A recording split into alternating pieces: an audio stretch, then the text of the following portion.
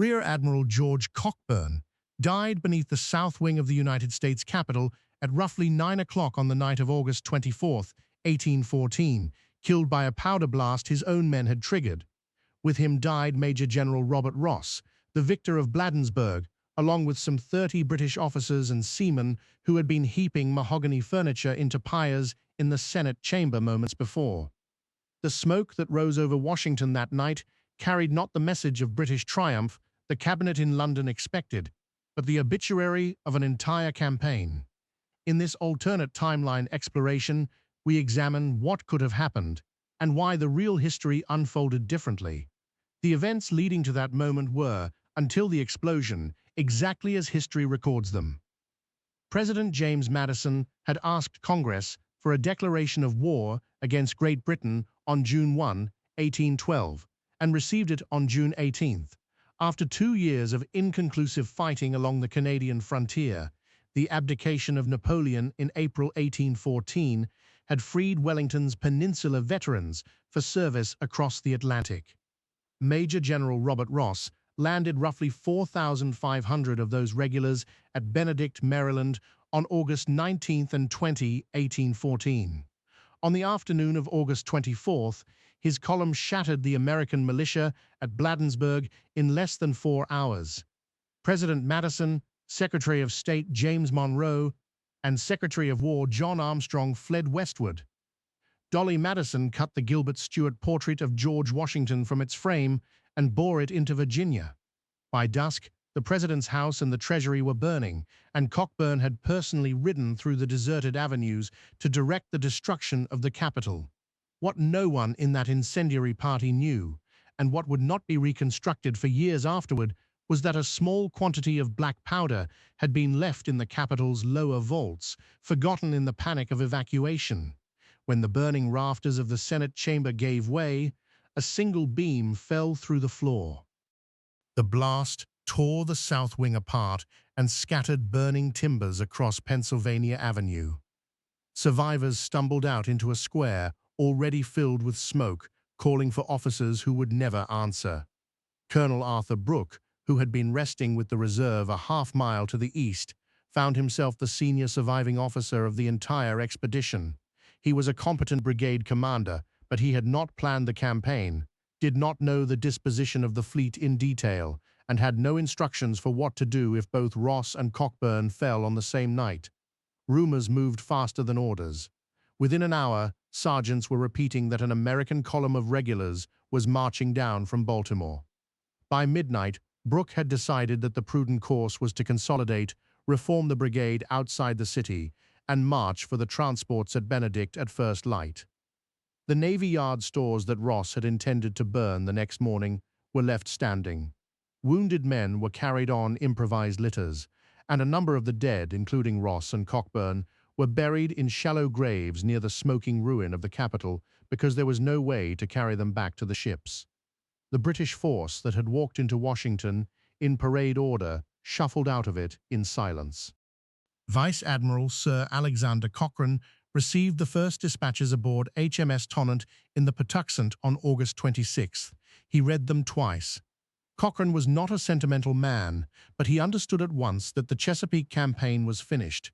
The plan to land north of Baltimore and storm the city in concert with Cockburn's Marines depended on commanders who no longer existed and on a brigade that had lost a third of its confidence in a single night. Major General Samuel Smith's earthworks at Hampstead Hill and Major George Armistead's guns at Fort McHenry would now be assaulted by a leaderless column under an officer who had never planned a siege. Cochrane cancelled the operation. He ordered the troops re-embarked at Benedict, the squadron to weigh anchor, and the entire expedition to withdraw to Bermuda to refit and await fresh instructions from the Admiralty. He dictated a private letter to Lord Melville in which he described the night at the Capitol as a calamity without precedent in the service. The fleet sailed south on September 4th, leaving the Chesapeake quiet for the first time in months. Baltimore, which had spent the summer expecting annihilation, woke to find the bay empty. The first reports reached London in the second week of October, carried by the packet from Halifax. They arrived at a politically unstable moment. Lord Liverpool's cabinet had spent 2 years selling the American war as a tidy disciplinary action, a matter of teaching the Republic the limits of British patience. The death of Cockburn, a celebrated and notorious officer, in the act of burning a foreign legislature, was not a story that could be managed with a cabinet minute. The opposition press treated the news as a parable. The Morning Chronicle wrote that the Admiral had been struck down by his own torch. Country gentlemen who had grumbled at the property tax now grumbled at the war that justified it. Lord Castlereagh, the Foreign Secretary, read the dispatches with a careful eye on the Vienna negotiations soon to begin, and concluded that a settlement at Ghent was now urgent. The cabinet did not announce a change of policy. It simply began, quietly, to send different instructions across the Atlantic, and what those instructions would unleash at the negotiating table would surprise both governments. The American commissioners at Ghent had opened talks on August 8, 1814, in a posture of careful weakness. John Quincy Adams, Henry Clay, Albert Gallatin, James Bayard, and Jonathan Russell had been instructed to settle for the status quo ante bellum and to expect to concede ground. The British negotiators had opened with demands for an Indian buffer state in the northwest, navigation of the Mississippi, and adjustments along the Canadian frontier. The dispatches that arrived in late October changed the room. Adams, who had been the most cautious of the five, drafted a new memorandum within 48 hours of reading the Washington news. The burning of the Capitol, he argued, had been the act of officers now dead. The responsibility for compensation, however, lay with the Crown that had ordered them. He proposed that Britain cede Upper Canada west of the Niagara River as reparations, framing the demand not as conquest, but as restitution. Henry Clay, who had wanted Canadian territory for a decade on grounds of Western security, supported him without hesitation. Gallatin, the most skeptical, signed the memorandum after a single day of debate.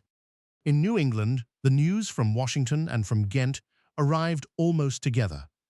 The Hartford Convention had been called for December by Federalists who believed the Madison administration had ruined the country and who were prepared, in private discussion, to consider a separate peace and a constitutional revision that would protect commercial states from Southern war policy. The delegates who gathered in Hartford in December 1814 found that the political ground beneath them had shifted. Madison, so recently fugitive, was now the head of a government whose envoys were demanding territory from the British Empire. The collapse of the Chesapeake campaign had restored to the administration a moral authority that its critics had counted on it never recovering. The convention met, debated, and produced a document of grievances. The more separatist proposals, which had circulated in draft, were quietly removed before publication. The delegates went home, and the Federalist Party began its long retreat from national politics, not with a confrontation, but with an embarrassed silence. The cession of all of Upper Canada was never going to be acceptable in London. Castlereagh was prepared to settle, but he was not prepared to surrender a province that contained the seigneurs of the eastern townships and the loyalist settlements along Lake Ontario. The negotiations at Ghent through November and December turned on how much could be conceded without provoking a parliamentary revolt.